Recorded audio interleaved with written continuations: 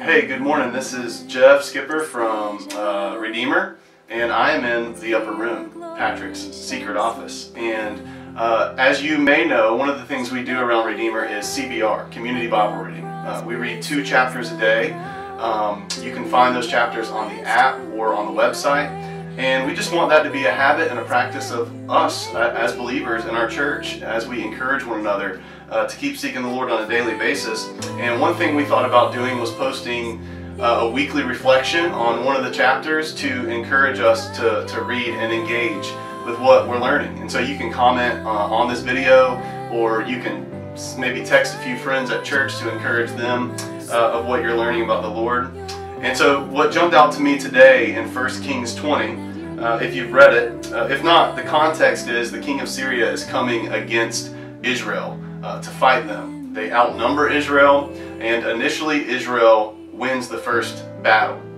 And so Syria kind of gathers back together and says, hey, let's try this again. And they go up again against Israel in verse 26, and it says that the people of Israel were like 2 little flocks of goats, but the Syrians filled the country. Israel's unbelievably outnumbered, but here was the logic of the Syrians. The first time Israel beat them, it was on the hills. But you'll see in verse 28, they say, well, the Lord is a God of the hills, but He's not a God of the valleys.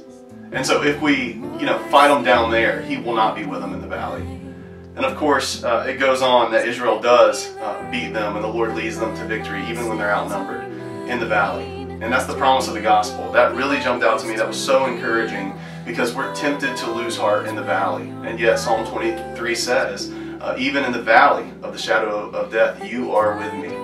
That's the hope of the gospel. It's the hope of the resurrection in Jesus, is that He is a God of the valleys just as much as He is a God of the hills. And He's with us, and He's working, and He will lead us through them, and He will take care of us. And so I hope that encourages you, wherever you're at today, to look to Jesus. If you are in that low place, remembering that He's with you. And as you continue to read through Kings, maybe you've noticed it's just kind of like one bad king after another, which is discouraging, but it leaves us on the edge of our seat, just kind of asking the question, when is a good king going to come? One we can trust, one who is faithful to His covenant and always fulfills His word, and would even lay down His life for us, and that's Jesus. And that's the hope we have in Him.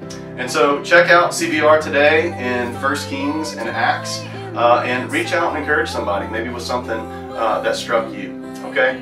Thanks for joining us. That you're near with every breath in the valley.